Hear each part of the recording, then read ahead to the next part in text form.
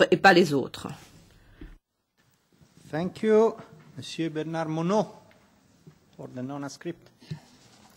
Oui, Monsieur Hill, désigner un lobbyiste britannique qui a fait sa carrière grâce à des clients privés comme des oligarques russes, des hedge funds exotiques ou encore le groupe HSBC, c'est quand même un paradoxe.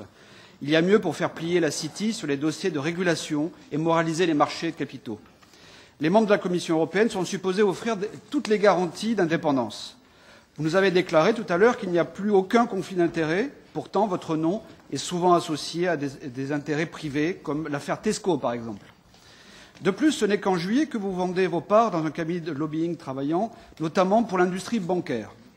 Comme M. Caliente, vous tentez par la précipitation d'apparaître déontologiquement acceptable. Mais la réalité est que vous devez votre fortune en grande partie au monde de la finance. Le journal Financial Times l'a rappelé encore récemment.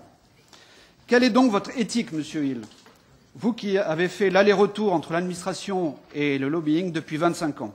Comment pouvez-vous rester à l'abri des pressions des banquiers lorsqu'il s'agira de parler de transparence et de réglementation? Pour ma part, en tant que patriote, vous n'apportez aucune garantie supplémentaire. Donc, je ne vous accorde aucun crédit pour moraliser un secteur caractérisé par la cupidité sans fin, au détriment de l'intérêt général des peuples, et qui nous amènera surtout un nouveau choc systémique.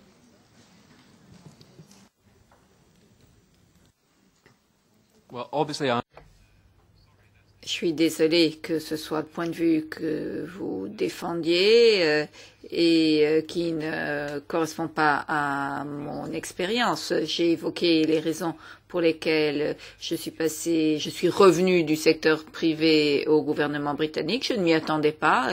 Eh bien, je l'ai fait tout simplement parce que je crois dans le service public. Et la raison pour laquelle le Premier ministre britannique m'a demandé d'accepter cette nomination, indépendamment du fait que je considère nous sommes confrontés à un énorme défi dans l'Union ou au Royaume-Uni et dans le cadre de leurs relations, eh bien, je l'ai fait tout simplement parce que je crois dans le service public.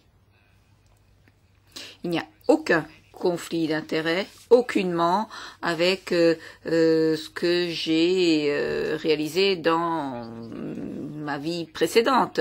Je l'ai dit, et l'entreprise que je dirigeais, qui ne correspond pas du tout à ce que vous avez dit, eh bien, je l'ai quitté il y a 4 ans et demi, pendant l'époque où j'y ai travaillé. J'étais extrêmement fière de nos clients, du travail que j'y ai réalisé, d'avoir à mon modeste niveau apporté ma pierre à l'économie. Alors, je ne suis pas d'accord avec ce que vous avez dit. Vous êtes décrit comme un patriote, et moi aussi, d'ailleurs, je me considère comme un patriote, et je considère que vous avez des normes très élevées, tout comme moi. Merci, Costas.